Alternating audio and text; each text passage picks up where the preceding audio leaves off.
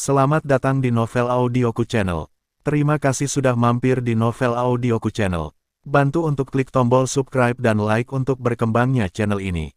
Dan jangan lupa untuk nyalakan loncengnya agar selalu mendapatkan notifikasi terbaru dari Novel Audioku Channel. Silahkan menikmati cerita novel favorit Anda. Mari kita lanjutkan kembali kisah novel Nathan Lewis, Kultivator Sang Dewi. Episode 243, bersama Novel Audioku Channel. Selamat mendengarkan. Masih bersama Novel Audioku Channel, mari kita lanjutkan. Ini, apa yang terjadi?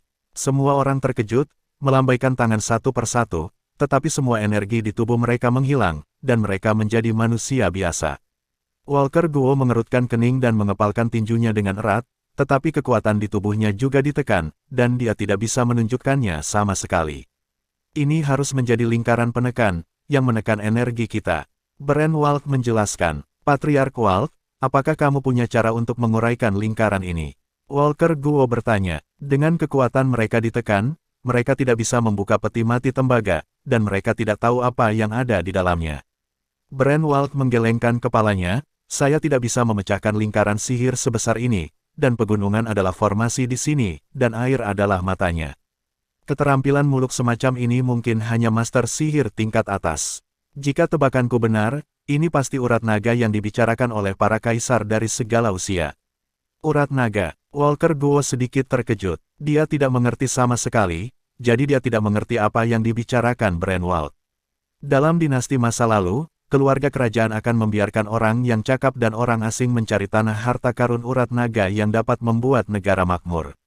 Ini sepertinya adalah urat naga yang ditemukan oleh seorang kaisar tertentu, tapi saya tidak tahu dinasti mana itu.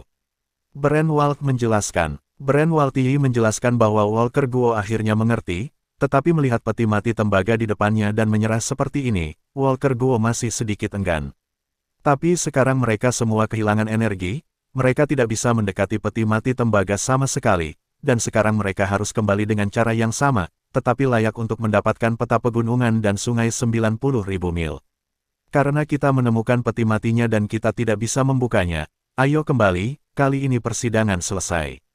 Walker Guo harus mengeluarkan perintah untuk mengakhiri persidangan. Banyak orang sedikit sedih, awalnya mereka mengira itu adalah makam kaisar, dan pasti ada banyak harta karun di dalamnya, tetapi pada akhirnya tidak ada apa-apa, hanya sebuah lukisan yang diambil oleh Edward Roy.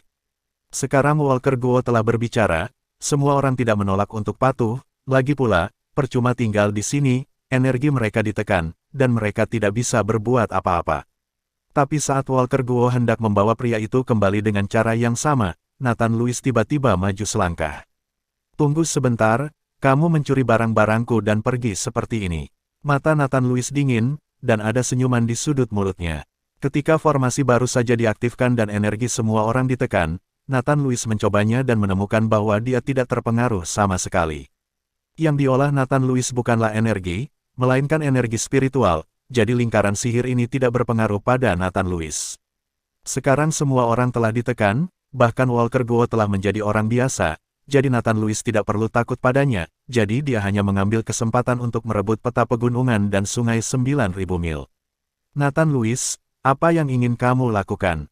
Edward Roy menatap Nathan Lewis dan bertanya. Tentu saja kamu mengembalikan lukisan itu.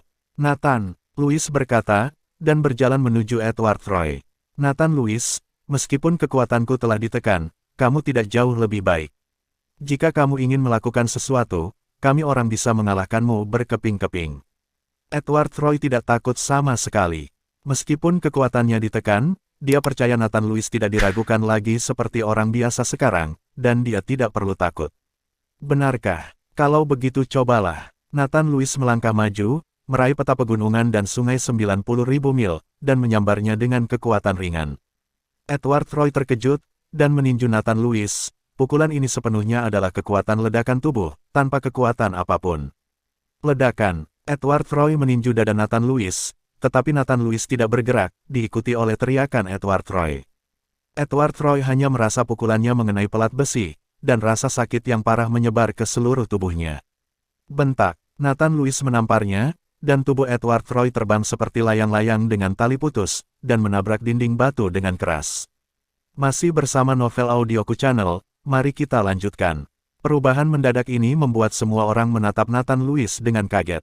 Sekarang semua orang ditekan, dan mereka benar-benar orang biasa. Anda harus tahu bahwa tamparan orang biasa tidak akan memiliki kekuatan yang begitu besar. Nathan Lewis, kamu tidak ingin hidup lagi, kan? Beri aku lukisan itu. Walker Guo melangkah maju, memelototi Nathan Lewis dan berkata, kamu apa? Lukisan itu milikku, dan aku tidak akan memberikannya kepada siapapun. Jika kamu memiliki kemampuan, kamu bisa mendapatkannya sendiri. Bukankah kamu puncak Wuzong?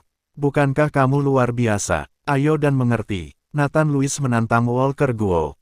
Semua orang memandang Nathan Lewis dan mengira dia gila dan berani menantang Walker Guo secara terbuka. Kamu mencari kematian. Walker Guo tampak murung, dan tiba-tiba mengangkat tangannya untuk menepuk Nathan Lewis. Meski energinya ditekan, telapak tangan Walker Guo masih sangat kuat. Nathan Lewis memandang Walker Guo yang bergegas ke arahnya, dan dia sudah kesal dengan pria ini. Begitu dia mengulurkan tangannya, dia meraih kerah Walker Guo, dan mengangkat Walker Guo dengan gaya angkat santai. Saat ini, Walker Guo seperti ayam kecil, berjuang mati-matian di tangan Nathan Lewis. Nathan Lewis, lepaskan aku, atau aku akan membuat hidupmu lebih buruk daripada kematian. Walker Guo meraung marah pada saat ini. Walker Guo kehilangan muka. Pada titik ini, kamu masih berani mengancamku, kata Nathan Lewis. Dia mengangkat tangannya dan menamparkan wajah Walker Guo. Papa, setelah beberapa tamparan berturut-turut, wajah Walker Guo bengkak, dan mulutnya juga bengkak.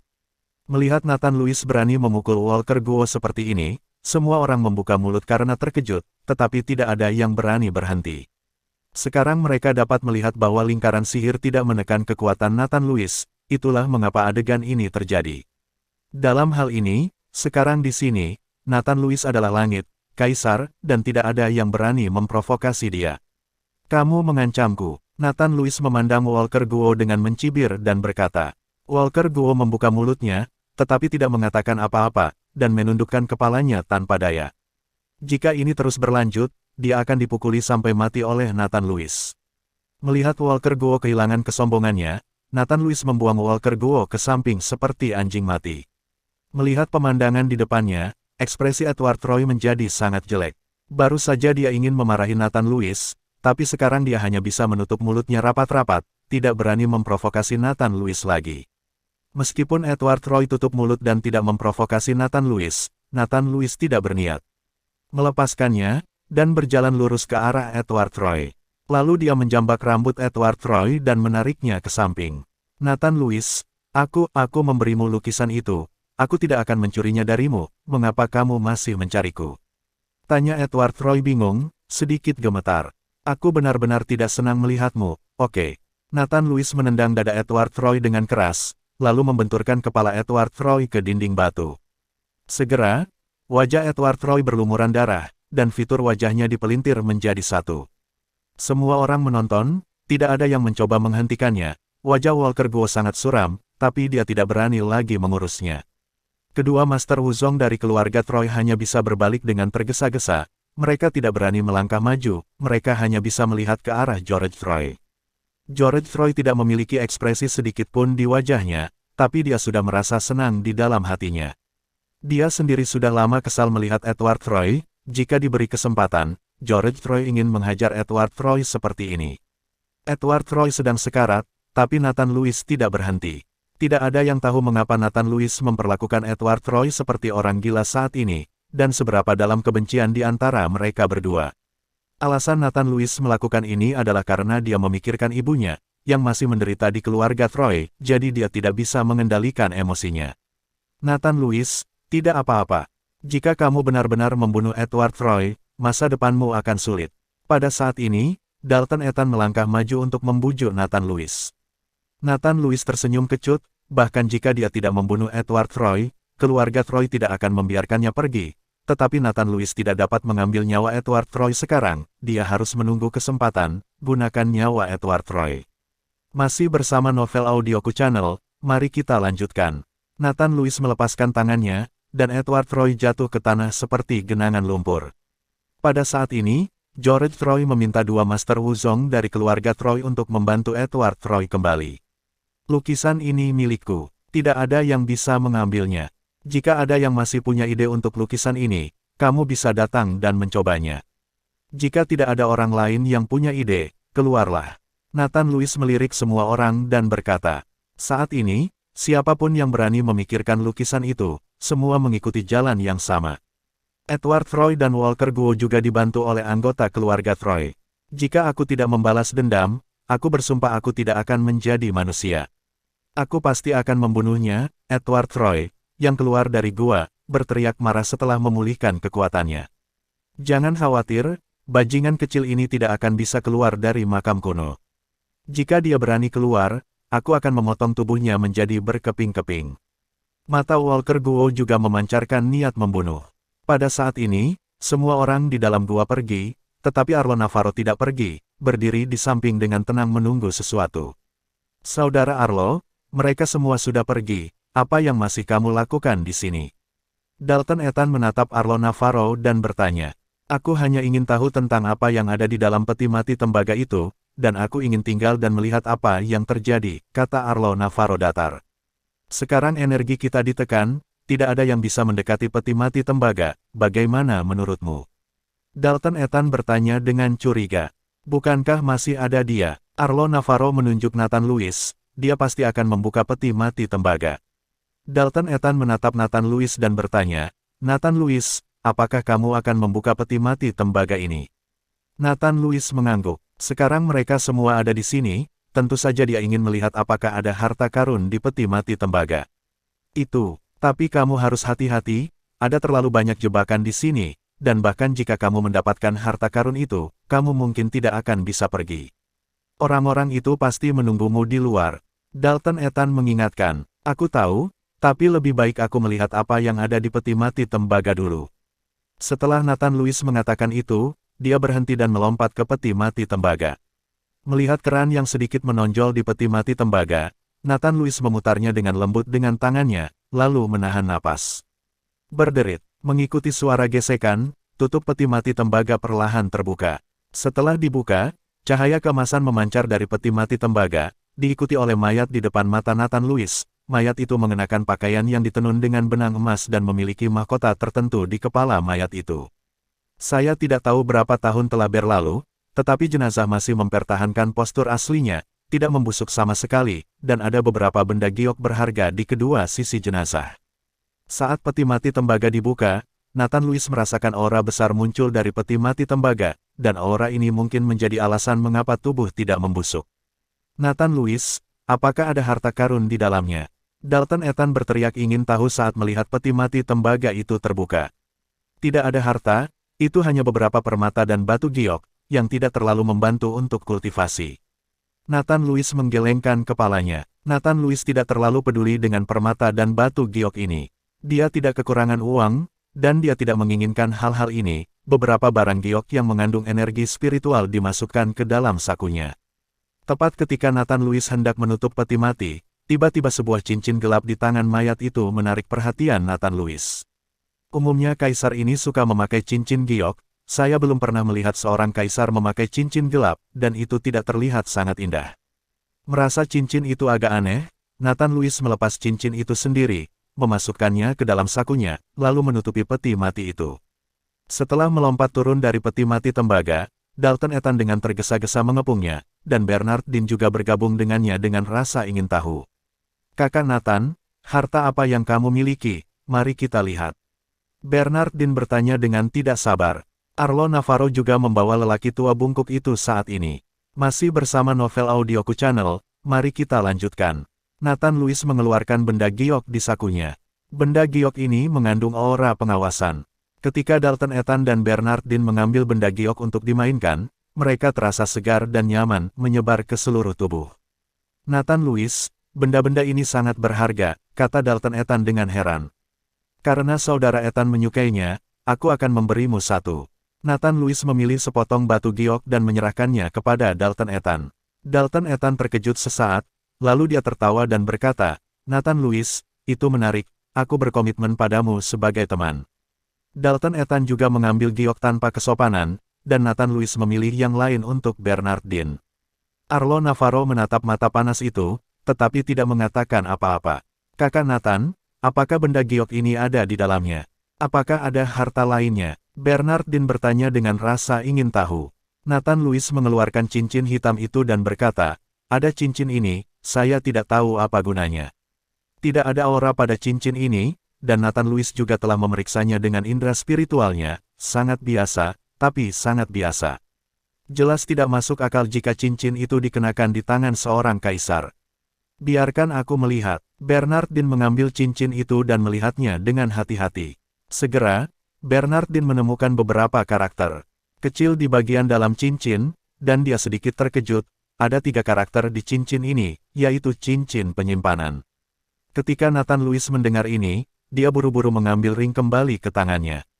Di bagian dalam, Anda bisa melihat tulisan, storage ring. Segera, mata Nathan Louis berbinar, dan dia menggigit jarinya, meneteskan setetes darah ke atasnya. Ketika darah menyentuh cincin itu, segera terdengar suara mendengung, dan kemudian cincin gelap itu langsung berubah menjadi merah darah, dan kemudian napas merah darah keluar dari cincin itu, mengenai alis Nathan Louis secara langsung. Dengan pemikiran, Nathan Louis segera menemukan bahwa ada ruang kacau di cincin penyimpanan, ini seharusnya menjadi tempat penyimpanan cincin penyimpanan. Perlahan cincin penyimpanan menjadi hitam lagi, Nathan Louis meletakkan cincin penyimpanan di tangannya, melihat peta pegunungan dan sungai 90.000 mil di tangannya, dan dengan sekejap pikiran, peta pegunungan dan sungai 90.000 mil muncul di cincin penyimpanan di antara. Ini benar-benar harta karun. Nathan Louis meledak dalam ekstasi. Meskipun cincin penyimpanan ini tidak memiliki aura, itu adalah senjata ajaib yang keluar masuk. Kakak Nathan Louis, bisakah kamu memberiku cincin penyimpananmu? Tepat ketika Nathan Louis senang, Arlo Navarro tiba-tiba bertanya. Kata-kata Arlo Navarro langsung mengejutkan Nathan Louis. Arlo Navarro, mengapa kamu begitu tidak tahu malu, menanyakan hal-hal kepada orang lain secara langsung? Itu terlalu memalukan untuk keluarga Navarromu. Dalton Ethan menatap Arlo Navarro dan mencibir. Arlo Navarro tidak marah sama sekali, dengan senyum tipis di wajahnya, kamu tidak akan bisa keluar dari makam kuno jika kamu mendapatkan harta ini, maka Walker Guo harus meminta seseorang menghentikanmu di pintu keluar, bukannya harta ini diambil oleh orang-orang dari aliansi seni bela diri jika Anda merebutnya. Anda sebaiknya memberikannya kepada saya, dan saya dapat menjamin bahwa Anda akan dikirim keluar dari makam kuno dengan aman. Alasan mengapa Arlo Navarro sepertinya sudah direncanakan sejak lama, jika dia ingin berurusan dengan Walker Guo, dia hanya bisa mengandalkan barang-barang yang dia bawa orang tua bungkuk, jadi dia telah menunggu untuk menuai keuntungan dari nelayan. Brengsek, alasan mengapa kamu tidak pergi adalah karena kamu menunggu di sini. Kamu terlalu menghitung. Dalton Ethan tidak bisa menahan diri untuk tidak bersumpah. Arlo Navarro tidak memperhatikan Dalton Ethan, tetapi memandang Nathan Louis dan berkata, Nathan Louis, saya pikir itu layak untuk cincin penyimpanan sebagai ganti nyawa Anda. Nathan Louis tersenyum ringan, mengapa aku merasa tidak berharga sama sekali? Arlo Navarro tertegun, kenapa, menurutmu Walker Guo dan yang lainnya tidak berani membunuhmu? Petik 2, bukannya mereka tidak berani, tapi mereka tidak bisa bunuh aku sama sekali. Sempoa itu salah. Nathan Louis tersenyum dingin, lalu melambaikan telapak tangannya, dan cahaya keemasan langsung menyelimuti dirinya di dalamnya. Masih bersama Novel Audioku Channel, mari kita lanjutkan. Setelah itu, Nathan Louis melompat ke sungai bawah tanah tanpa ragu, lalu mengungkapkan kepalanya dan berkata, sungai bawah tanah ini harus mengarah keluar, saya tidak perlu keluar dari pintu masuk makam kuno sama sekali, jadi mereka tidak semudah itu mencegat dan membunuhku. Setelah selesai berbicara, tubuh Nathan Louis tenggelam langsung ke dasar sungai dan menghilang. Melihat Nathan Louis telah pergi, mata Arlo Navarro membeku, dengan keserakahan muncul di matanya, dia tidak menyangka bahwa Nathan Louis sudah memikirkan jalan keluar. Ayo pergi, Arlo Navarro hanya bisa pergi dengan lelaki tua bungkuk itu. Dalton Ethan dan yang lainnya juga kembali dengan cara yang sama. Nathan Louis mengikuti sungai bawah tanah dan berenang untuk waktu yang lama sebelum menunjukkan kepalanya. Saat ini Nathan Louis sudah berada di kolam di kaki gunung, setelah mendarat, cahaya keemasan di tubuh Nathan Louis menghilang, dan pakaiannya masih kering.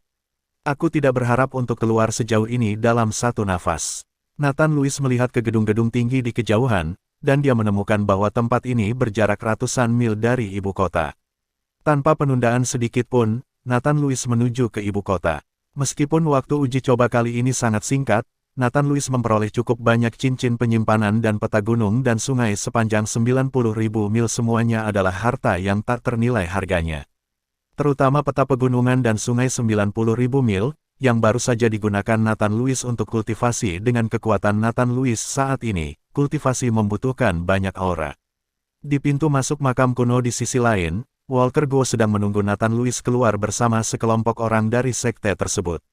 Edward Roy dikirim kembali karena luka seriusnya, sementara Walker Guo bersumpah untuk menunggu sampai Nathan Lewis. Balas dendam ini tidak akan terbalas, bagaimana dia bisa memegang gelar Direktur Persatuan Seni Bela Diri di tangannya.